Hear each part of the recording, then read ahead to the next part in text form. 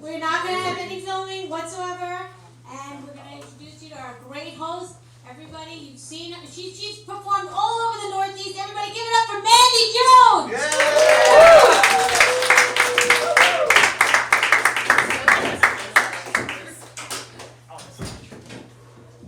Hey everybody, how's it going? Let's give it up for yourselves for coming out. Comedy nights. Yes. So, yeah, my name is Mandy Jones. My boss used to always say that Mandy Jones sounded like a porn star's name. Yeah, there clearly wasn't an HR department at our office. I've gotten used to being on stage and, in front of a crowd. I've decided I'm going to start doing beauty pageants. I think I'm going to be good. I'm going to win. I'm going to represent states like Miss Directed Anger, and Miss Informed, Miss Demeanor. No, but really, I feel like a beauty queen sometimes. Like, I went to get my eyebrows waxed the other day, and right before the lady's done, she's like, mustache too? I think it's important to surround yourself with people like yourself. All my friends are stupid and mentally ill. They don't have voicemail boxes, but if they do, they're full. My one friend, she got a DWI because she ran out of gas in her Prius.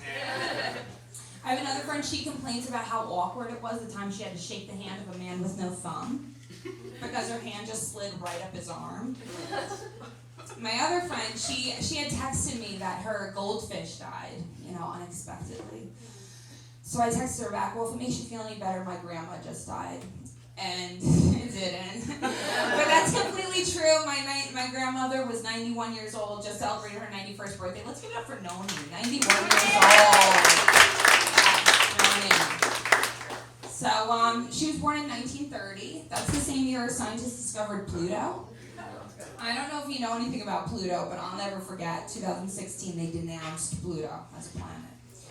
So my grandmother was older than a planet, and she was very Irish. And I don't know if you know anything about the Irish, but they have no palate when it comes to art or food. So she was hospitalized one time for severe abdominal pain. And they were like, well, what have you eaten? She goes, a bag of marshmallows and a gallon of peanuts. They're like, miss, no wonder you're not feeling well. According to this chart, you're a circus elephant. Like, my God. And she was very Catholic, so when she passed away, my aunts raided her house, and as you do when your loved ones dies. And she had like 1,000 sets of rosary beads at the house. So my aunts was very nice. At the wake, they had a basket of rosary beads. So me and my cousins, we each took a set, and we're wearing them out like we're gangsters in prison. And my sister was like, that was such a nice wake. Felt like Mardi Gras in there. Noni would have loved it.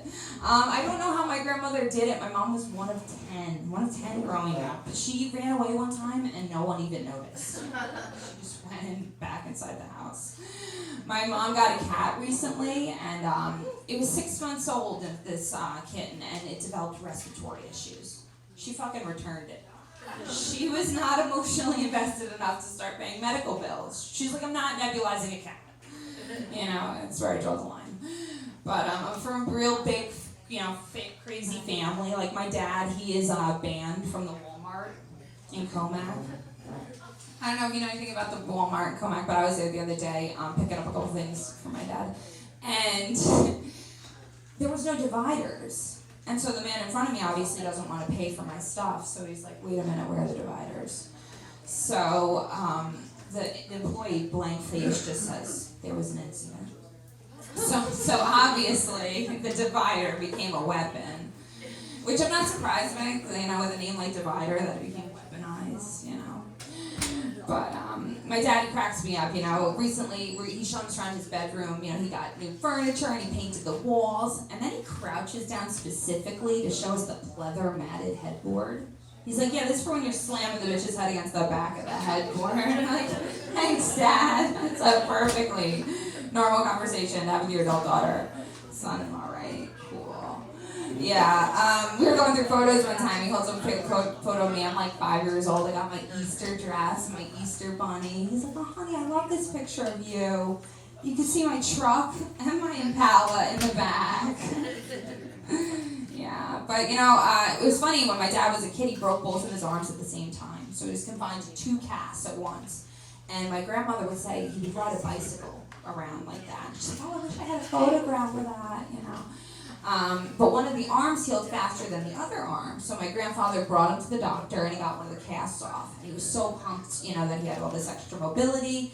So when he was running around school, he slid into a metal door frame and shattered his kneecap. So now the same day, he has to go back, get picked back up from school, and now go back to the doctor to get a cast now on the leg. And the doctor's like trying to break it to my granddaddy. He's like, I think he has weak bones. And my granddaddy's like, he doesn't have weak bones, he's a fucking idiot. Like, this has nothing to do with a calcium deficiency. And then my dad, he's like, yeah, I used to have to take the short bus, because of my cast. I'm like, Dad, that was not because of your cast. Like, don't you remember they kept picking you up, like, after you got the cast off? And if anyone's offended by that, that's my biological father we're talking about, so it's totally cool. But I got married. I didn't do anything traditional, thank God. I met a lady the other day. She's divorced, and she's still paying off her wedding. Yeah, oh God, yeah. That means she has more invested in a party than her entire relationship. So I didn't do anything traditional. It's just me and my husband on the beach. We did get a photographer and, dressed up. So I sent my dad pictures afterwards, I'm in my dress and my husband's in his tux. My dad's like, yeah, I'm real glad I didn't walk you down the aisle. It looks like a long walk in the fucking sand. Thanks, it was, Dad. I went to see a psychic recently, and the psychic tells me, you see problems before they happen. And my husband's like, yeah, that's because you caused the problems. Like, it's not really hard to see where they're coming from. Like, let's be serious. But yeah, my husband, he's really good with his hands. I mean, he can fix and build shit. He fucking perverts. So he works in construction, and he tells me that some of the older white guys are a little racist. I'm like, whoa, what do you mean by that? And he says, well, they complain that Spanish guys use way too many nails with the nail gun. Like if a white guy were to go do, like a Spanish guy would use 15 nails in that area. So I said, they just pulling the trigger. But I'm totally joking, that's fucked up. That's white and black people. A Spanish dude is gonna saw your head off. And that shit is not gonna have a motor. My husband and I, we talk a lot about having children. And if we ever do, they're complete fucking accidents. I think there's plenty of kids on this earth that need love. I would adopt or foster a kid in a heartbeat. But plus if you don't create the kid, you don't have to save it. So you can always hang that shit over their heads. Like, I fucking saved your ass. Yeah, but my parents got divorced, thank God. I agree. I was blessed with a really great stepfather, though. He really was. He was great, And I would always tell my mom, I think that out of my siblings, that I'm the closest to, my stepdad. And my mom was like, yeah, that's only because your brother doesn't talk and your sister doesn't listen. But I knew they were bound to get divorced. There was inklings, one time me and my sister, we shared a room, and I was the younger sister, still am the younger sister. And I obviously got the top bunk, and we had a ceiling fan, and one night I woke up to a night terror and hit my head on the ceiling fan on high.